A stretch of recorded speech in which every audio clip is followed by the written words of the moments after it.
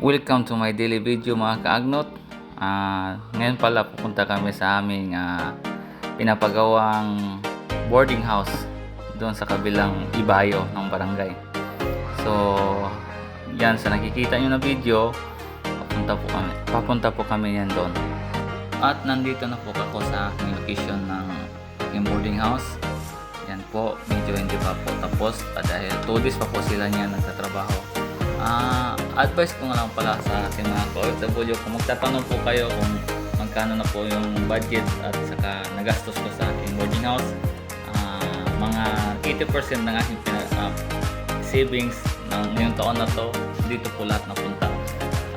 Kailangan po natin mag-invest mga ka-OFW. Habang malakas po tayo, kailangan po natin maghanap ng paraan upang hindi masayang yung pera natin at ang pinagsikapan natin ng pera. Saka dapat po gastusin natin yung pera natin ng nakaplano para hindi po masayang. Yan po yung misis ko.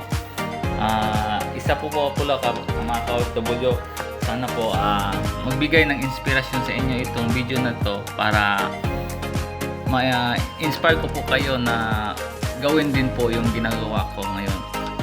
Nag-invest po ako ng boarding house. Yan.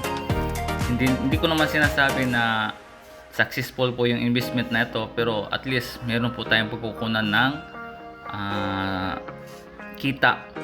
Hindi po tayo umaasa lang palagi sa trabaho natin sa ibang bansa. Hindi natin alam ang panahon, pagdating ng panahon, kung kailan tayo hihina, magkaroon tayo ng problema sa ating katawan. At least yung pamilya natin hindi magugutom, meron pa silang pagkukunan ng income. So yan po, darating ang panahon mga ka-OFW, tayo din po ang aani sa ating tinanim. Kaya good luck po at maraming salamat.